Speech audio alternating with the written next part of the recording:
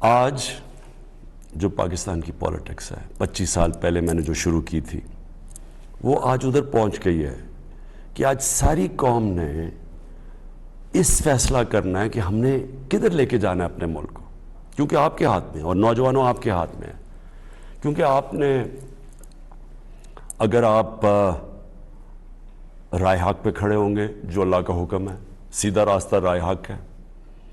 اگر آپ اچھائی کے ساتھ کھڑے ہوں گے، کیونکہ امر بالمعروف حکم ہے اللہ کا کہ اچھائی کے ساتھ کھڑے ہو، برائی کی خلاف کھڑے ہو، رائے حق پہ کھڑے ہو، جھوٹ کے خلاف کھڑے ہو، حکم ہے اللہ کا.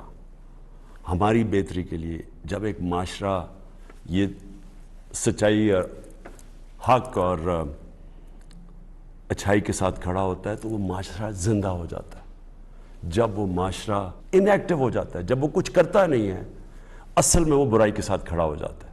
جب وہ نیوٹرل ہوتا ہے اچھائی اور برائی کے بیچ میں، وہ برائی کا ساتھ دینا شروع ہو جاتا ہے اور وہ معاشرے کی تباہی ہوتی ہے. جس طرح میں بار بار مولانا رومی کو کوٹ کرتا ہوں جب انہوں نے کہا کہ ایک قوم تب تباہ ہوتی ہے جب اچھے اور برے کی تمیز ختم کر دیتی ہے.